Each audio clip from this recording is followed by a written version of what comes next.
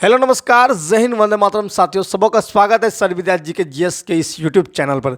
दोस्तों, आज के वीडियो में हम लोग जो है हिस्ट्री को जीरो लेवल से स्टार्ट करते हैं और जो है उत्तर वैदिक काल तक पढ़ने वाले हैं। तो आप लोग जो है तैयार रहिए और इसका पीडीएफ आपको जो है टेलीग्राम पर उपलब्ध हो जाएगा, आप लोग जो है ज्वाइन कर सकते हैं। तो चलिए स्टार्ट करते हैं, ठीक है। बोलिए बांके बिहारी लाल की जय। सबसे पहले जो है ये पीडीएफ जो हम बनाए थे साथियों, उस समय जो है चैनल का नाम जो सर विद्या एमसीक्यू रखा गया था, लेकिन जो है फिर बाद में इसको एडिट किए और सर विद्या जीके जीएस भागलपुर रखे। तो उसके लिए टेंशन नहीं लेना, आपको कंटेंट पे सिर्फ ध्यान देना, ठीक है। तो आज पढ़ेंगे इतिहास। इतिहास कहते हैं किसको साथियों? तो पुरानी चीज़ों की घटनाओं को जो हम अभी वर्तमान में पढ़ते हैं उसको बोलते हैं इतिहास। इतिहास का पिता किसको बोलते हैं साथियों? हेरोडोटस को बोलते हैं, ठीक है। हेरोडोटस को बोलते हैं, ठीक है। फादर ऑफ हिस्ट्री किसको बोलते हैं? हेरोडोटस को बोलते हैं। आइए, अब तो ये पिता कौन हो गया, ठीक है। अब उसके बारे में पढ़ते हैं। इतिहास किसको बोलते हैं वो भी हम लोग समझ लिए। अब क्या समझते हैं इतिहास का जो है भाग। तो इतिहास में जो है ना, आप लोग को आँख कान मून के एकदम मार देना है कि कोई भी चीज़ पूछेगा कितने भाग में बटा है, तो 3 भाग में सब चीज़ बटा है। लेकिन हाँ, जब आएगा खोज, जो पुरातात्विक खोज सबके बारे में, तो वो 4 टाइप में बटा है, लेकिन मूलतः 3 टाइप में बटा है। तो सबसे पहले वह 3 टाइप कौन कौन था? इतिहास को 3 टाइप में बांटा है। एक होता है प्राग ऐतिहासिक काल, ठीक है, इंग्लिश में बोलते हैं प्री हिस्टोरिक पीरियड, ठीक है। फिर दूसरा होता है आद्य ऐतिहासिक काल, जिसको बोलते हैं प्रोटो हिस्टोरिक पीरियड बोलते हैं, ठीक है। और तीसरा जो होता है आपका ऐतिहासिक काल होता है, जिसको बोलते हैं हिस्टोरिक पीरियड होता है। अब आइए इनमें समझेंगे किसमें क्या पढ़ते हैं, तो आपको हिस्ट्री बहुत ही आसान लगने लगेगा। सबसे पहले जो है ये जो प्राग ऐतिहासिक काल होता है, इसमें इस काल में मानव लिपि और लेखन कला से परिचित नहीं था। इस काल में जो है ना, कहा जाए कि हम लोग पढ़ते हैं आदि मानव के बारे में। किसके बारे में पढ़ते हैं? तो आदि मानव के बारे में पढ़ते हैं। पाषाण काल सब पढ़ेंगे, इसमें इसी में पढ़ेंगे।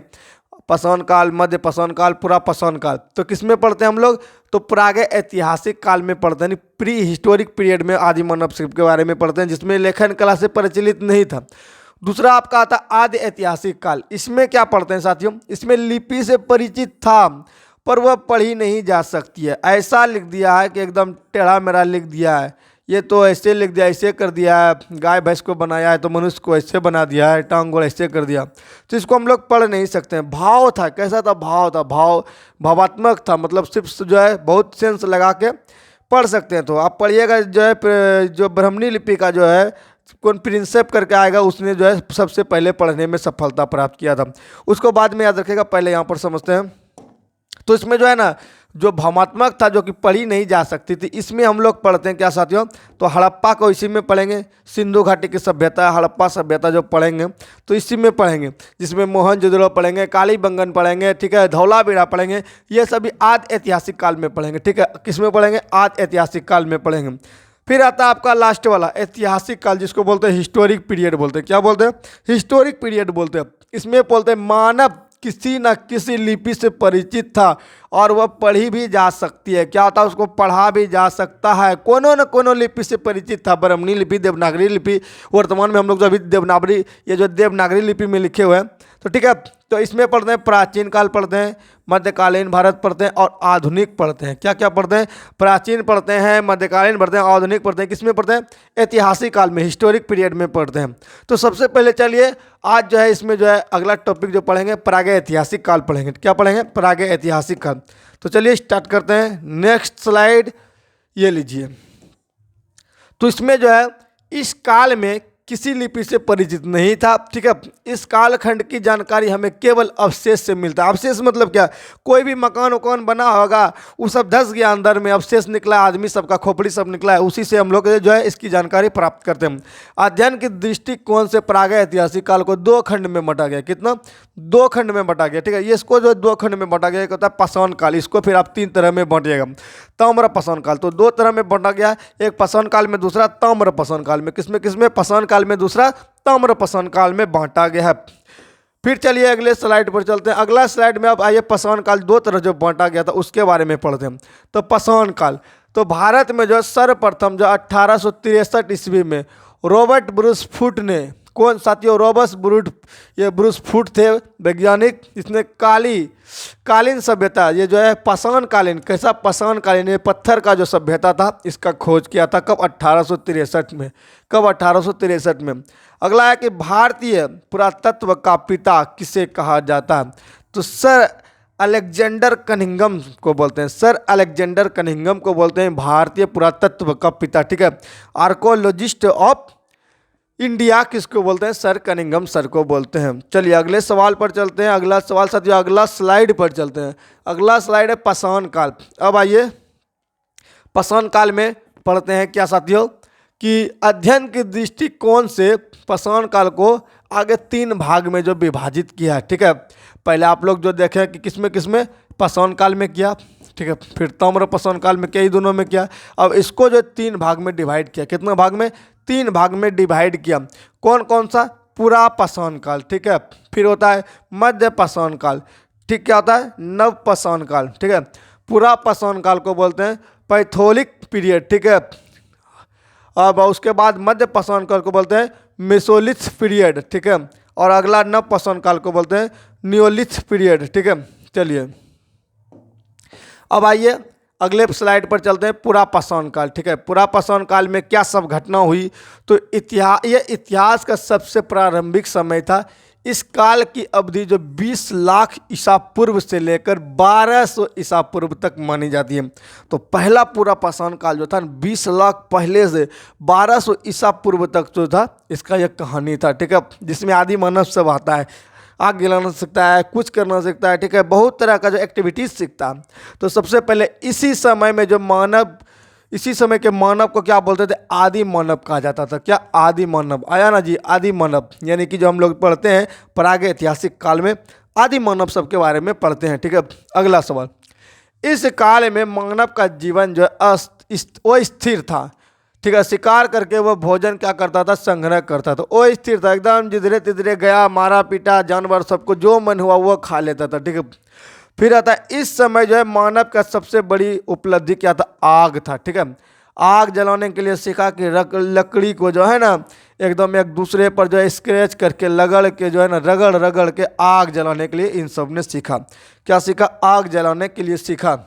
फिर इस समय मानव पत्थर के बड़े बड़े औजार का इस्तेमाल शिकार करने के लिए जो है स्टार्ट किया। बड़े बड़े पत्थर का जो है बनाने लगा, हथौड़ा बनाने लगा, कुल्हाड़ी सब बनाने लगा पत्थर का, यानी नुकीला चीज़ से जो है काटने उठने का जो काम करने लगा। और इस काल में मनुष्य ने सर्वप्रथम चित्रकारी करना प्रारंभ किया, जो कि भीमबेटका की गुफा पर जो है आप लोग जो है उसका जो चित्र को देख सकते हैं। भीमबेटका की गुफा पर जो है उन्हें ऐसा अवशेष मिला है भीमबेटका में, जो कि उसका जो है अनुमान लगाया जा रहा है कि ये जो है पूरा पाषाण काल का है, ठीक है। चलिए अगले स्लाइड पर चलते हैं। फिर आता है मध्य पाषाण काल। तो अब पूरा पाषाण काल में हम लोग क्या क्या सीखे, तो उसमें देखिए पत्थर का औजार बना लिया, आग खोज लिया, ठीक है, ये सभी कर लिया। ये आदि मानव का कहानी अभी चल रहा है। तो चलिए आगे चलते हैं। आगे क्या है, मध्य पाषाण काल, ठीक है। ये काल पूरा पाषाण काल और नव पाषाण काल के बीच के, पूरा पाषाण काल पहले और नव पाषाण काल के बीच का जो ये भाग है ये मध्य पाषाण है, ठीक है। ये काल जो है मध्य पाषाण काल है। तो इस काल, ये जो देखिए इस बीच की संक्रमण काल थी। इस काल की अवधि जो 12,000 ईसा पूर्व से लेकर 10,000 ईसा पूर्व मानी जाती है, ठीक है। 12,000 ईसा पूर्व से लेकर 10,000 ईसा पूर्व मानी जाती है, ठीक है। आपको पता है कि पहले इस भी जो ईसा पूर्व माना जाता था, लेकिन जब जेसस क्रिस्ट जो था एडी जो लिखा जाता है उसके जन्म के बाद जो है स्टार्ट होता है या फिर आगे बढ़ने लगता है। इस काल के मानव ने पशुपालन करना आरंभ कर दिया था, ठीक है। जब ये पूरा पाषाण के बाद जो मध्य पाषाण काल आया, इसमें क्या करने लगा, तो जानवर सबको पालने लगा, ठीक है। और सबसे पहले जो है उसने कुत्ता को पालतू जानवर बनाता है। तो इस समय के मानव छोटे और नुकीले हथियार का प्रयोग करना शुरू कर दिया था। छोटे हथियारों को माइक्रोलिथ को बोलते हैं। क्या बोलते हैं, माइक्रोलिथ बोलते हैं। छोटे हथियार को माइक्रोलिथ बोलते हैं, ठीक है। और जो है मनुष्य के द्वारा जो पहला जो बनाया गया था जानवर पालतू, उसको बोलते हैं कुत्ता। कुत्ता को क्या किया, सबसे पहले पालतू जानवर बनाया, क्योंकि आपको पता है कुत्ता जो बहुत ज़्यादा ही इंटेलिजेंट है, ठीक है। उसका ग्रहण शक्ति बहुत ज़्यादा है, बहुत मतलब जो है, और जो है क्या कहा जाए ईमानदार टाइप है, ठीक है। नव पाषाण काल। अब आइए नव पाषाण काल के बारे में पढ़ते हैं, ठीक है। ये पाषाण काल और ये जो है मध्य पाषाण काल के बाद नव पाषाण काल का आरंभ होता है। तो पहले जो है पूरा पाषाण हुआ, ठीक है, पूरा पाषाण हुआ, फिर आपका आ गया मध्य पाषाण, ठीक है, मध्य पाषाण। अब आइए नव पाषाण जो है स्टार्ट होता है। फिर वाला जाए जो है इसका जो अवधि था, समय था 10,000 ईसा पूर्व से लेकर 3,000। पहले था 20 लाख से लेकर कितना 12,000, ठीक है। और दूसरा कितना हो गया 12,000 से लेकर 10,000। अब 10,000 से लेकर ये जो आपका आ गया साथियों कब तक आ गया, तो 10,000 ईसा पूर्व से लेकर 3,000 ईसा पूर्व के बीच आ गया। ठीक है, चलिए ये तीनों को जो सीरीज में याद रखिएगा। इस काल में जो है मानव ने जो है क्या किया, अस्थायी रूप से जो है अस्थायी एकदम आवास बना लिया, घर बना लिया, एक जगह रहने लगा। फिर होता है इस समय मनुष्य ने कृषि करना भी आरंभ कर दिया और साथ में जो है विविध पशुपालन भी शुरू कर दिया। साथ साथ में जो कृषि करने लगा और विधिवत जो विधि से होता है उस टाइप से जो है अपना कृषि का पालन करने लगा, पशुपालन करने लगा। और पहिए का खोज जो मनुष्य ने इस काल में की थी। अब देखिए क्वेश्चन जो बनेगा बहुत जटिल से बनेगा। बोलेगा पहिए का खोज, पहिए का खोज, पहिए का खोज किस काल में हुआ। याद रखिएगा पहिया जो है ना हरदम बदलना पड़ता है, नया नया लगाना पड़ता है। पहिया को जो है टायर जब गाड़ी में लगाइएगा हमेशा नए लगाना पड़ेगा। क्या नए लगाना पड़ेगा, सेकेंड हैंड नहीं लगेगा। तो नवपाषाण काल में, कब, नवपाषाण काल में। इस तरह से याद रखिएगा। चलिए अगला सवाल। अब आइए ताम्रपाषाण काल। तो काल को जो है ताम्रपाषाण काल में पढ़ते हैं। दो टाइप का पाषाण काल पढ़े थे और ताम्रपाषाण काल पढ़े थे। ताम्रपाषाण काल में क्या होता है साथियों, चेल्कोलिथ पीरियड इसको बोलते हैं। ठीक है, तो नवपाषाण काल में जो है आखिरी समय में ताम्रपाषाण का युग जो है शुरुआत होता है। नवपाषाण काल जो खत्म होता है उसके आखिरी में ताम्रपाषाण काल शुरू होता है। जो है इस समय जो है मानव ने तांबे का खोज कर लिया था। तांबा का खोज कर लिया था। इस काल में मनुष्य ने पत्थर के साथ साथ तांबे का भी उपकरणों का जो उपयोग करना शुरू कर दिया था। पत्थर के साथ साथ तांबा का जो उपयोग करने लगा। मान लीजिए आपका जो है पत्थर है, इसमें बांध दिया पत्थर और तांबा से यहाँ बांध देता होगा, इस टाइप का यूज करना शुरू कर दिया। बहुत जगह से तांबे का ढेर भी मिला है, पढ़िएगा आगे। आइए सबसे पहले मनुष्य ने कौन सा पालतू जानवर, महत्वपूर्ण तथ्य देखिए। अब तथ्य को देख लेते हैं इसमें जो एग्जाम में आ सकता है। तो सबसे पहले मनुष्य ने कौन सा जानवर को जो है पालतू जानवर बनाया था, कुत्ता को बनाया था। सबसे पहले मनुष्य ने कौन सी धातु खोजी थी, तो तांबा खोजा। धातु में क्या खोजा, तांबा खोजा, पत्थर खोजा नहीं था, तांबा का खोज किया था। सबसे पहले मनुष्य ने जौ और गेहूं की खेती की थी। सबसे पहले जौ और गेहूं का खेती किया। मेहरगढ़ बलूचिस्तान मनुष्य में पहली बार कृषि होने का प्रमाण होता है। ठीक है, बुर्जोम में जो कश्मीर जो है यहाँ पर गड्ढा घर मिलता है। आपको पता है यहाँ पर जो मनुष्य के ज़मीन के अंदर गड्ढा घर बनाकर कर्तवास जिसको बोलते रहता था। और यहाँ पर मनुष्य के साथ कुत्ते को दफनाए जाने का भी प्रमाण मिलता है। कुत्ते को दफना दिया था गड्ढा बनाकर, गड्ढा घर में। ठीक है, कोलडिबा में जो है चावल का क्या मिलता है, प्रमाण मिलता है। उत्तर प्रदेश के सबसे पहले चावल का परिणाम जो है कोलडिबा में मिलता है। ठीक है, प्रमाण। भीमबेटका गुफा जो आप पढ़ेंगे मध्य प्रदेश में है। ठीक है, और गुफा में मनुष्य द्वारा बनाए गए सबसे पहले शैल चित्र मिलता है। आप आगे पढ़ें, ये सभी तथ्य को जो एक जगह जो है एकत्रित किए हैं। चलिए अगले सवाल पर चलते हैं। अगला सवाल। अब आइए सिंधु सभ्यता। अब ये हम लोग कौन सा पीरियड पढ़ना शुरू किए, तो प्रागैतिहासिक ऐतिहासिक काल हो गया। अब हम लोग पढ़ रहे हैं आदि ऐतिहासिक काल। 3 भाग में बांटे थे, प्रागैतिहासिक में बांटे थे, प्रागैतिहासिक काल बांटे थे, फिर बांटे थे आदि ऐतिहासिक काल। ठीक है, फिर बांटे थे ऐतिहासिक काल। तो हम लोग अब आदि ऐतिहासिक काल को पढ़ते हैं। तो चलिए ये सेकंड जो है चैप्टर आपका शुरुआत होता है सिंधु घाटी सभ्यता, फिर बोलते हैं आद्य समय का आद्यकाल, आदि ऐतिहासिक काल में सिंधु सभ्यता पढ़ते हैं। इंडस वैली सिविलाइजेशन क्या पढ़ते हैं साथियों, इंडस वैली सिविलाइजेशन क्या पढ़ते हैं, इंडस वैली सिविलाइजेशन। देखिए यह सभ्यता जो है सिंधु नदी के तट पर मिली थी, इसीलिए इसे सिंधु नदी घाटी सभ्यता कहते हैं। सिंधु नदी के तट पर जो मिली थी इसीलिए इसको सिंधु घाटी सभ्यता बोलते हैं। आगे, और इसकी जो है सबसे पहले जानकारी हड़प्पा की खुदाई के समय हुई थी, इसीलिए इसको हड़प्पा सभ्यता भी बोलते हैं। सिंधु नदी के कारण इसको सिंधु सभ्यता कहते ही हैं, लेकिन हड़प्पा में जो हड़प्पा की खुदाई जब हो रहा था तो हड़प्पा की खुदाई हुई थी, इसीलिए जो हड़प्पा सभ्यता भी कहा जाता है। पहले जो मिलेगा उसी का नाम धर दिया था। सिंधु घाटी सभ्यता का विकास जो है 2500 ईसा, बहुत इंपॉर्टेंट क्वेश्चन है, 2500 ईसा पूर्व लेकर 1750 ईसा पूर्व, यह कहीं कहीं 1700 दिया रहता है। ठीक है, माना जाता है। ठीक है, सिंधु घाटी सभ्यता जो विश्व की सबसे पहली शहरी सभ्यता थी। ठीक है, शहर था। सिंधु घाटी सभ्यता कैसा था, शहर था। ठीक है, उसमें 2 टाइप का था, उच्च लोग और निम्न लोग का जो अलग अलग व्यवस्था था। आगे चार्ल्स मैसन ने सर्वप्रथम 1826 ईस्वी में इसकी जानकारी दी। ठीक है, चार्ल्स मैसन ने 1826 में जो इस सभ्यता की जानकारी देती है। और 1921 ईस्वी में तत्कालिक भारतीय पुरातत्व सर्वेक्षण, आपको बताए थे कौन थे, सर जॉन मार्शल एवं राय बहादुर दयाराम साहनी ने हड़प्पा की खोज की थी। तो यहाँ पर देखिए HD याद रखना है। क्या याद रखना है? तो HD याद रखना है। क्या याद रखना है? HD। S से क्या हो गया? हड़प्पा हो गया। D से आपका दयाराम साहनी हो गया। S से हड़प्पा का खोज किया था दयाराम साहनी ने किया था। हड़प्पा का खोज किया था दयाराम साहनी ने किया था। और सन जॉन मार्शल था। तो इसमें जो है अधिकतर राय बहादुर दयाराम साहनी का ही नाम आगे आता है। चलिए अब देख लीजिए यहाँ पर विस्तार, सिंधु सभ्यता का विस्तार कैसे था।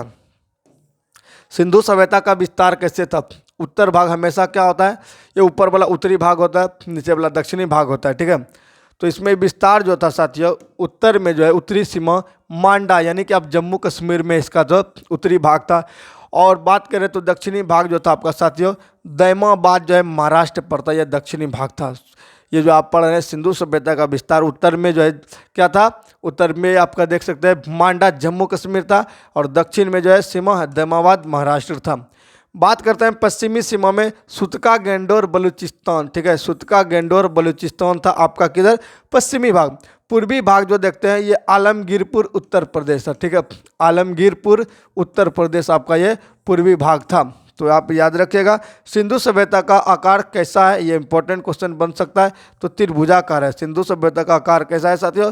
तो सिंधु सभ्यता का आकार जो है आपका त्रिभुजाकार है। यहाँ त्रिभुजाकार दिया है, याद रखिएगा। यहाँ पर चकोर में बना है लेकिन इसका आकार जो है त्रिभुजाकार होता है।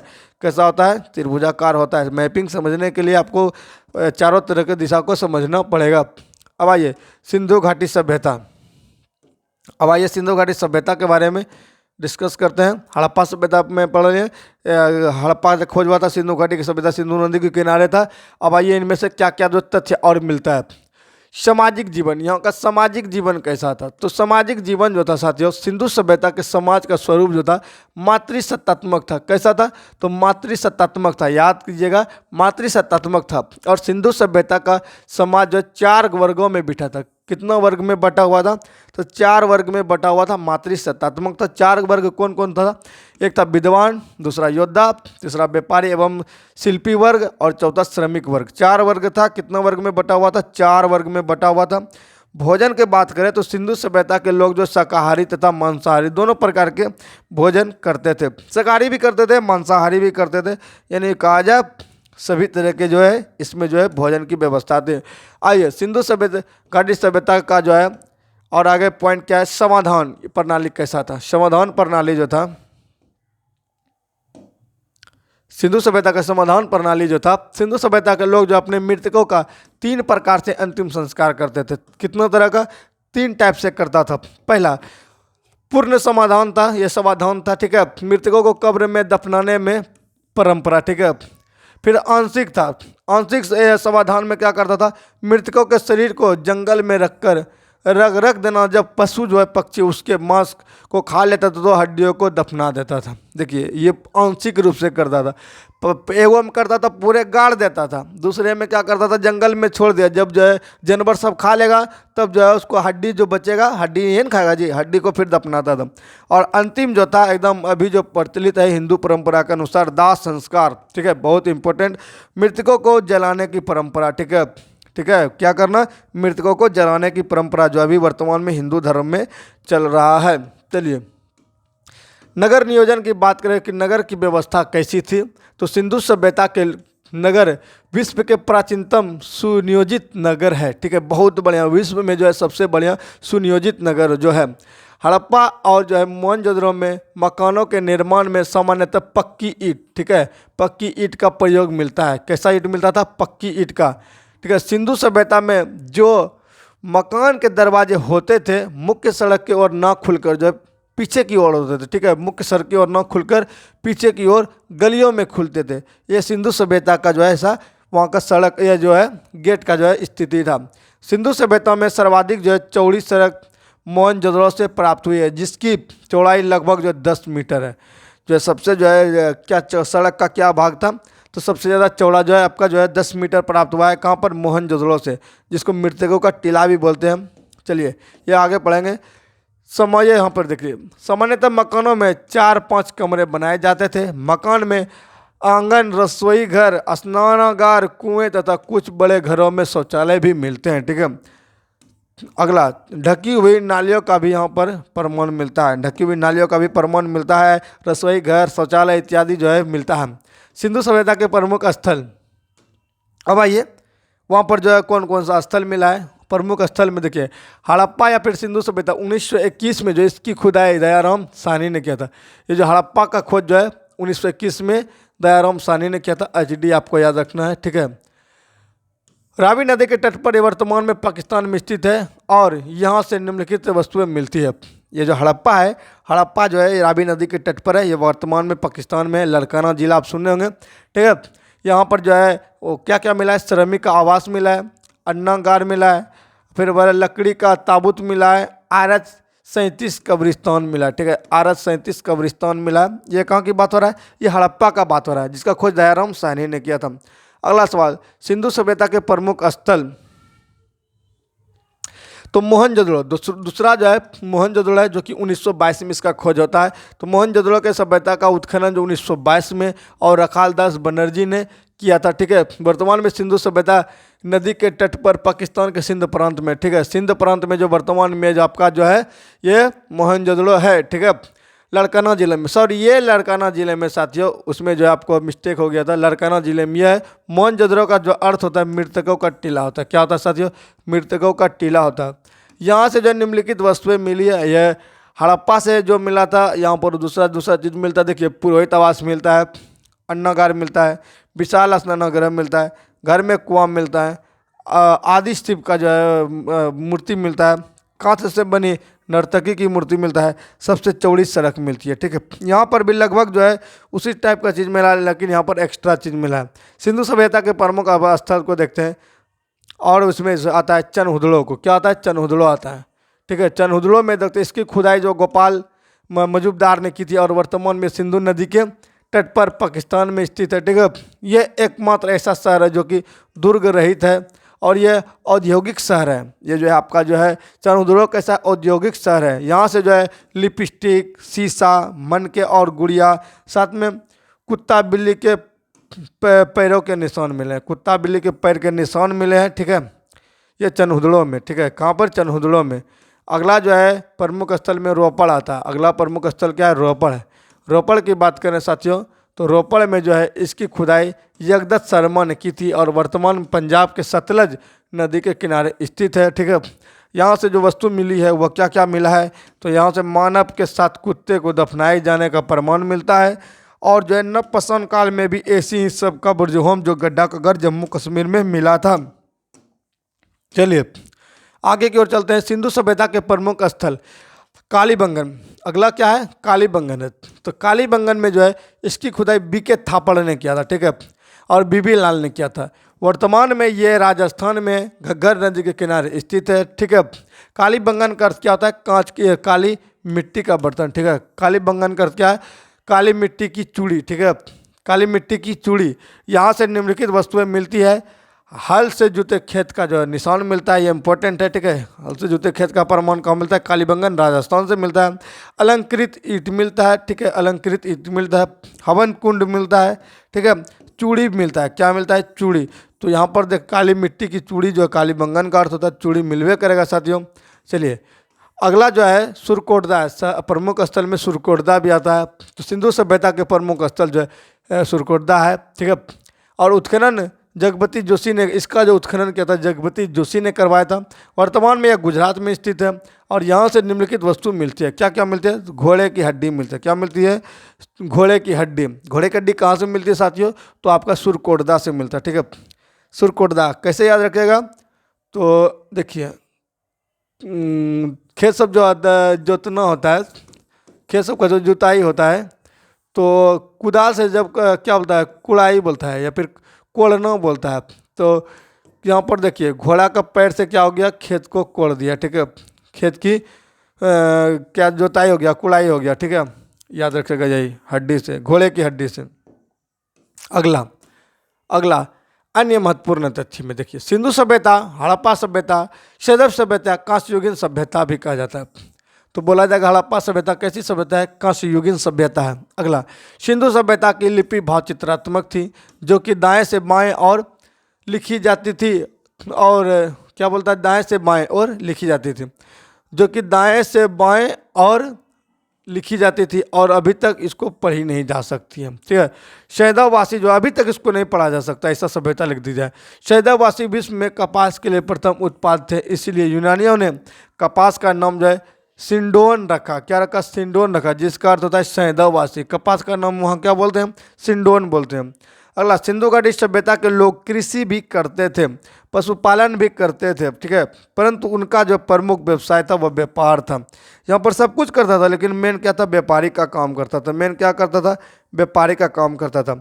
इस सभ्यता के लोग जो है माप तोल से परिचित थे, ठीक है, मापने तपने यानी नापने में जी, माप तोल तो नापना, ठीक है, नापने तोलने में। उसके साथ सिंधु सभ्यता के लोग जो है लोहे से परिचित नहीं था। सिंधु सभ्यता में जो है लोहा का खोज नहीं हुआ था, ठीक है, लोहा नहीं जानता था। सबसे पहले वो लोग तांबा उम्बा का यूज किया था, लेकिन लोहा को नहीं जानता था।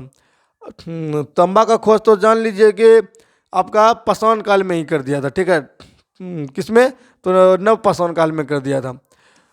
हड़प्पा में मिट्टी के बर्तनों को सामान्यतः लाल रंग का उपयोग होता था, ठीक है, लाल रंग का उपयोग जो है मिट्टी के बर्तन बनाने में होता था। हड़प्पा सभ्यता के मोहरों में बहुत से ज़्यादा जानवरों का चित्र मिलता है, पर शेर के चित्र नहीं है। बहुत सारा जानवर है लेकिन शेर का चित्र नहीं है, ठीक है।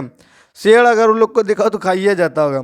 हड़प्पा सभ्यता जो है मोहरों में सेलखड़ी का इस्तेमाल मुख्य रूप से किया गया है। तो सेलखड़ी का जो है पूछेगा क्वेश्चन साथियों कि जो है हड़प्पा सभ्यता का जो मोहर जो किससे बना होता था, तो सेलखड़ी से। किससे, सेलखड़ी से बना होता था। आप लोग सेलखड़ी क्या होता है गूगल पर भी जाके सर्च कर सकते हैं। तो आइए अब हम लोग घुसते हैं वैदिक सभ्यता में। वैदिक सिविलाइजेशन, हड़प्पा सभ्यता साथियों, यहाँ तक जो है द एंड होता है। अब यहाँ पर से वैदिक सिविलाइजेशन पढ़ने के लिए स्टार्ट करते हैं। ये देख लीजिए इसमें क्या क्या टॉपिक है। इसमें हम लोग पढ़ेंगे ऋग्वैदिक काल, उत्तर वैदिक काल, ठीक है। इस काल से जानकारी जो ऋग्वेद से मिलती है ये सभी के बारे में पढ़ेंगे, ठीक है। वैदिक काल, आर्यों का आगमन, वेद पुराण, सामाजिक व्यवस्था, वैदिक काल के देवता, वैदिक काल की नदियाँ, वैदिक काल का खाद्यान्न, ये भी सबको पढ़ने वाले हैं। तो चलिए स्टार्ट करते हैं। आप लोग जो है ये PDF डाउनलोड कर सकते हैं जो कि बिल्कुल फ्री है, ठीक है। तो चलिए चैप्टर आपका होता है स्टार्ट। चलिए, वैदिक सभ्यता। वैदिक सभ्यता जो है सिंधु घाटी सभ्यता के पश्चात जो है भारत में जिस नवीन सभ्यता का विकास हुआ उसे आर्य अथवा सभ्यता या फिर वैदिक सभ्यता या वैदिक काल के नाम से जाना जाता है। वैदिक सभ्यता या वैदिक काल की जानकारी हमें जो है मुख्यतः वेदों से प्राप्त होती है। शायद ऐसा लगता है साथियों जो वेदों से जो इस सभ्यता का जो है ना जानकारी मिल रहा था, इस कारण से जो है इसको जो है वैदिक सभ्यता का नाम रखा गया। क्या साथियों, वैदिक सभ्यता का नाम रखा गया है। अब आइए, वैदिक काल जो है हमारा 1500 ईसा पूर्व से लेकर 600 ईसा पूर्व तक चलता है। कब से, 1500 ईसा पूर्व से लेकर 600 ईसा पूर्व तक चलता है। जबकि आपका हड़प्पा सभ्यता जो है, जो सिंधु घाटी सभ्यता पढ़ रहे थे, 1500 ईसा पूर्व से लेकर कब तक पढ़ रहे थे, 2500 ईसा पूर्व से लेकर 2500 ईसा पूर्व से लेकर 1750 ईसा पूर्व तक उसको देखें। और ये जो आपका क्या है साथियों, 1500 ईसा पूर्व से लेकर 600 ईसा पूर्व तक इसको देखने वाले हैं। तो चलिए स्टार्ट करते हैं। और यहाँ पर देख सकते हैं इसको दो भाग में डिवाइड किया है। कितना भाग में इसको डिवाइड किया है, तो दो भाग में। पहला आता है ऋग्वैदिक काल, ठीक है, जो कि 1500 ईसा पूर्व से लेकर 1000 ईसा पूर्व तक मानी जाती है। दूसरा आता है इसके बाद वाला काल को बोलते हैं उत्तर वैदिक काल, ठीक है। ऋग्वेद के काल के बाद वाले भाग जो आया उसको बोलते हैं उत्तर वैदिक काल बोलते हैं, जो कि 1000 ईसा पूर्व से लेकर 600 ईसा पूर्व तक ये माना जाता है। और ऋग्वैदिक काल जो है इस काल में जानकारी ऋग्वेद से मिलता है, इसलिए इसको ऋग्वैदिक काल बोलते हैं। और इस काल के जानकारी जो है अन्य वेद से होता है, ठीक है। आप आगे पढ़िएगा इसमें वेद कितने तरह के होते हैं, वेद वगैरह वगैरह बहुत सारा फैक्ट।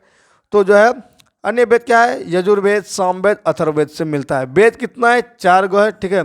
ऋग्वेद, ठीक है, ऋग्वेद हो गया, सामवेद हो गया, यजुर्वेद हो गया, अथर्ववेद हो गया।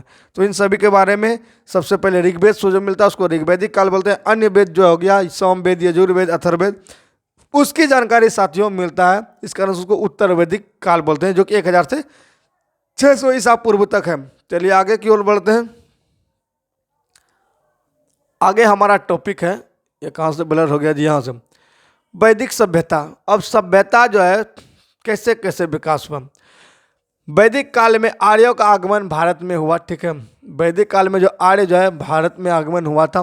आर्य संस्कृत शब्द है जिसका अर्थ होता है श्रेष्ठ। आर्य कैसा शब्द है? संस्कृत शब्द है और जिसका अर्थ होता है श्रेष्ठ। आर्यों का मूल निवास स्थान। अब इसमें जो है जितने भी सारे नाम है इनका अलग अलग मत है, ठीक है।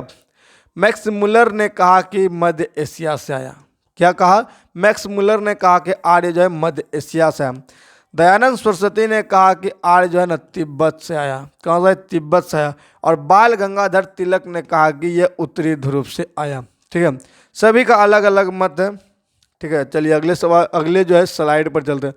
आर्य जब आए सर्वप्रथम पंजाब एवं जो अफगानिस्तान में आकर बसे। आर्य जब आया ना पंजाब एवं अफगानिस्तान में आकर बसा था और ये एक ग्रामीण सभ्यता थी। ये कैसा सभ्यता था? तो ग्रामीण सभ्यता था।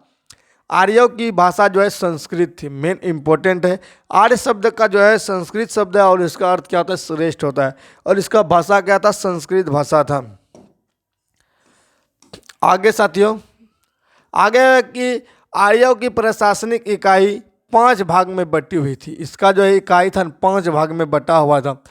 कुल बोलते थे, ग्राम बोलते थे, विश्व बोलते थे, जन बोलते थे, राष्ट्र बोलते थे, ठीक है।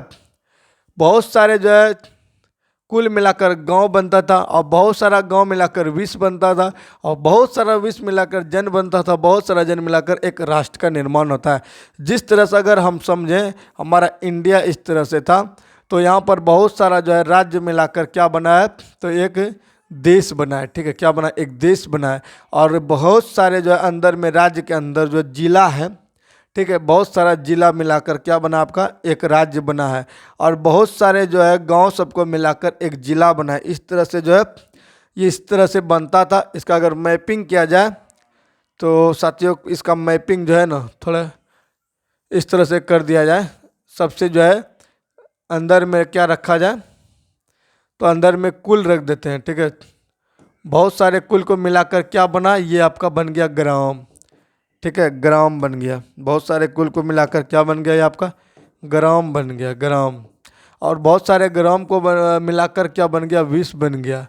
और बहुत सारे विश्व को मिलाकर बन गया जन, ठीक है। और बहुत सारे जन को मिलाकर ये क्या बन गया? आपका राष्ट्र बन गया, राष्ट्र बन गया। चलिए आगे की ओर बढ़ते हैं।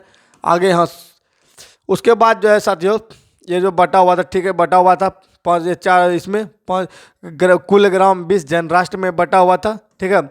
अब वेद, वेद कुल कितने हैं? तो 4 वेद हैं। ऋग्वेद है, यजुर्वेद है, अथर्ववेद है, सामवेद है। वेद कितने हो गया? तो 4 टाइप्स का वेद हो गया। ऋग्वेद, सामवेद, अथर्ववेद, यजुर्वेद, ठीक है। ऋग्वेद सबसे प्राचीन वेद है, ठीक है। सबसे प्राचीन वेद कौन है? ऋग्वेद है। इसमें 10 मंडल है, 1028 सूक्त है और 10,462 ऋचा है। वेरी इंपॉर्टेंट है। ऋग्वेद के तीसरे मंडल में गायत्री मंत्र है। ऋग्वेद में स्तोत्र और प्रार्थनाएं का संचय है। ऋग्वेद में कुल मंत्रों की संख्या जो है 10,580 है। ये 10 कुल मंत्र जो है, ऋचाएं की संख्या 10,462 है और मंत्र की संख्या 10,580 है, ठीक है। इसमें जो 111 मंत्र दोहराए गए हैं। मूल मंत्रों की संख्या जो है 10,462 है, जो कि यही आपका करेक्ट है, ठीक है। मूल मंत्र पूछा जाएगा तो 10,462 ही होगा। ऐसे जो है अगर टोटल पूछा जाएगा तो 10,580 है, ठीक है। यजुर्वेद, आइए ऋग्वेद के बाद हम यजुर्वेद को पढ़ते हैं। यजुर्वेद में यज्ञों के नियम एवं विधि विधान का जो संकलन मिलता है, इसमें बलिदान विधि का भी वर्णन मिलता है। ये क्या मिलता है? बलिदान विधि का वर्णन मिलता है कि किस टाइप से बलिदान दिया जाना चाहिए वगैरह वगैरह। सामवेद बहुत इंपॉर्टेंट, इससे सवाल बनता है कि भारतीय संगीत का जनक कहा जाता है। साम का अर्थ होता है गान, ठीक है, गाने वाला चीज। भारतीय संगीत का जनक कहा जाता है। तो गाने के लिए आपको सबसे पहले क्या सीखना पड़ेगा? सारे गामा सीखना पड़ेगा। सारे ग म प ध नी स। तो ये क्या हो गया? आपको गाने के लिए इसको सीखना पड़ेगा। तो भारतीय संगीत का जनक क्या हो गया? स्व से आपका सामवेद। ठीक है साथियों, स्व से सामवेद क्या हो गया? स्व से सामवेद हो गया। अगला अथर्ववेद। अथर्ववेद के बारे में पढ़ते हैं।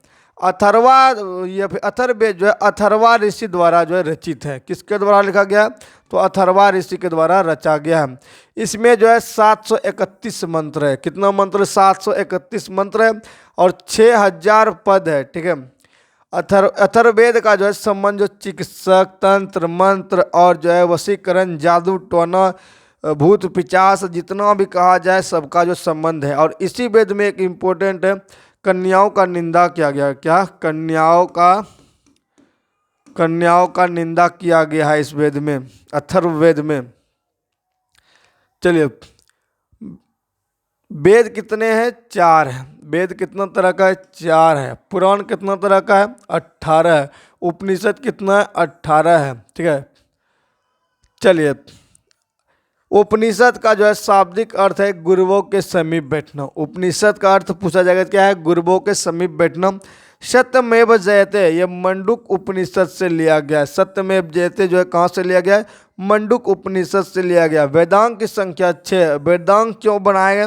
तो वेद को भली भांति समझने के लिए साथियों वेदांग की रचना हुई, जो कि 6 है। जो कौन है? शिक्षा है, कल्प है, ज्योतिष है, व्याकरण है, छंद है, निरुक्त है। यह जो आपका 6 तरह का क्या हो गया आपका? तो वेदांग हो गया। वेद को समझने के लिए वेदांग का रचना हुआ है। अब आइए वैदिक सभ्यता में क्या पढ़ेंगे। ऋग्वैदिक काल में जो है समाज 4 वर्ण में बटा हुआ था। ब्राह्मण, क्षत्रिय, वैश्य, शूद्र। ठीक है, ब्राह्मण, क्षत्रिय, वैश्य, शूद्र। ऋग्वैदिक काल में वर्ण व्यवस्था के आधार पर यह निर्धारित किए गए थे। किस पे? वर्ण व्यवस्था के आधार पर। ठीक है, किस तरह से? वर्ण व्यवस्था के आधार पर यह निर्धारित कर दिया गया था। वैदिक सभ्यता के जो देवता थे वो कौन कौन थे? इस काल में जो देवता माने जाते थे इंद्र को, ये आर्यों के सर्वाधिक प्रिय देवता थे। इन्हें युद्ध तथा वर्षा का भी देवता माना जाता है, और आज भी हम लोग वर्षा का देवता इंद्र को बोलते हैं, और इसका जो है पुरंदर भी बोलते हैं। क्या बोलते हैं इसको? पुरंदर भी कहते थे। अग्नि जो है आग का देवता है। वरुण जो है वायु का देवता है। सोम जो है ये आपका जंगल लिखा गया है साथियों, यहाँ पर आप लोग कमेंट करके बताइएगा। ठीक है, क्या होना चाहिए? जल का देवता होना चाहिए। मारुत जो है तूफान का देवता है। रुद्र जो है यह सबसे क्रोध वाले देवता है। रुद्र क्रोध वाले देवता है। ऐसा ज़्यादा नहीं लग रहा है कि यह शंकर भगवान है। ठीक है, अब आइए प्राचीन नाम, आधुनिक नाम जो है नदी है, कुछ नदी है उनका नाम जो है, जैसे कि सुतुद्री किसका नाम है? सतलज का है। पुरुषनी किसका नाम है? रावी का नाम है। ये इम्पोर्टेंट है। क्या ये इम्पोर्टेंट है? अस्कनी चिनाब का नाम है। विस्तता ये भी इम्पोर्टेंट है। ये किसका है? झेलम का नाम है। ठीक है, बिपाशा व्यास का नाम है। सरस्वती या फिर दृष्टवती यह घग्गर नदी का नाम है। कुंभा यह सदा नीरा का नाम है। काबुल जो है ये गंडक नदी का नाम है। ठीक है, ये प्राचीन नाम है साथियों। ठीक है, सुवस्तु यह स्वात का नाम है। क्रीमु यह कुर्रम का नाम है। तो इनसे रिलेटेड प्रश्न पूछ सकता है कि झेलम का जो आधुनिक नाम झेलम है, इसका प्राचीन नाम क्या है? विस्तता है। ठीक है, अब आइए वैदिक काल के 6 दर्शन है। कितना दर्शन है? 6 दर्शन है। और वेद और उपनिषद को पढ़कर ही 6 ऋषियों ने अपना दर्शन गढ़ा। इसे भारत का षड दर्शन कहते हैं। क्या कहा? तो जो है वेद और उपनिषद को पढ़कर जो है दर्शन का निर्माण किया गया है, 6 ऋषि ने किया है, इसलिए षड दर्शन बोलते हैं। और वो कौन कौन से है? तो सांख्य दर्शन। सांख्य दर्शन कौन है? कपिल है। कौन है? कपिल। सांख्य दर्शन कपिल। न्याय दर्शन गौतम। न्याय दर्शन का कौन है? गौतम है। और योग दर्शन पतंजलि। योग दर्शन कौन हो गया आपका जी? पतंजलि। और वैशेषिक दर्शन जो हो गया आपका कनाद हो गया। कौन हो गया? कनाद हो गया। उत्तर मीमांसा का जो ये दर्शन कौन लिखा है? बदरायन। पूर्व मीमांसा जो है जैमिनी। पूर्व मीमांसा जैमिनी। ये सभी जो है दर्शन है जो कि वेद और उपनिषद को पढ़कर ही बनाए हैं षड ऋषि ने। ऋग्वेद काल का महत्वपूर्ण तथ्य आइए पढ़ते हैं। ठीक है, आर्यों का मुख्य व्यवसाय पशुपालन था। क्या करता था? मुख्य रूप से पशुपालन करता था। जबकि आप पढ़ेंगे हड़प्पा में वह करता था पशुपालन, लेकिन जो व्यापारी था मुख्य रूप से। आर्यों का समाज जो पितृ प्रधान था। गाय को अधन्या मतलब न मारे जाने योग्य पशु की श्रेणी में रखा जाता था। अधन्या शब्द जो है गाय के लिए प्रयुक्त था, इसे याद रखिएगा। आर्यों का प्रिय पशु जो घोड़ा हुआ करता था। ठीक है, एवं सर्वाधिक प्रिय देवता इंद्र हुआ करते थे। आर्यों द्वारा खोजी गई धातु लोहा है, ठीक है। और ऋग्वेद में सरस्वती नदी का सबसे महत्वपूर्ण तथा पवित्र मानी जाती है। ऋग्वेद में गंगा का उल्लेख 1 बार और यमुना का उल्लेख जो है 3 बार तथा सिंधु नदी का उल्लेख जो है सर्वाधिक बार हुआ है, ठीक है।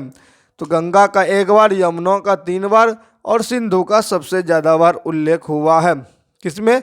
तो आपका इसी ऋग्वेद पुस्तक में, ऋग्वेद वेद में हुआ है। उत्तर वैदिक काल के महत्वपूर्ण तथ्य।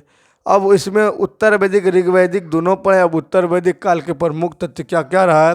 तो उत्तर वैदिक काल में इंद्र की बजाय जो है प्रजापति सर्वाधिक प्रिय देवता बन गए, ठीक है। कौन बन गया? इंद्र भगवान को बजाय प्रजापति बन गए। और उत्तर वैदिक काल में वर्ण व्यवस्था के आधार के बजाय जन्म के आधार पर निर्धारित होने लगे। पहले वर्ण के आधार पर होता था, लेकिन अब जो है जो जन्म ले रहा है उसमें उसी का वही काम करेगा, इस आधार पर यह जो है विभाजित हो गया। यह अब यानी कि जो प्री मतलब धान, माण मतलब उड़द और गुनद या गुदंग मतलब मूंग, गोधूम मतलब गेहूँ और मसूर आदि खाद्यान्न का जो है खाद्यान्न जो है यजुर्वेद से मिलता है। ये सब खाद्यान्न के बारे में किसमें मिलता है वर्णन? तो यजुर्वेद में मिलता है। उत्तर वैदिक ग्रंथों में लोहे के लिए लौ अयस्क बहुत इंपॉर्टेंट और कृष्ण अयस्क शब्द जो है प्रयोग हुआ है, ठीक है। और अंतर ये देखिए अतरंजी खेड़ा में पहले बार कृषि से संबंधित लोहा का उपकरण प्राप्त होता है। अतरंजी खेड़ा जो है यहाँ पर पहली बार कृषि से संबंधित जो है लौ उपकरण प्राप्त हुआ। अतरंजी खेड़ा पर क्या हुआ है? तो कृषि से संबंधित जो है लौ उपकरण प्राप्त हुआ।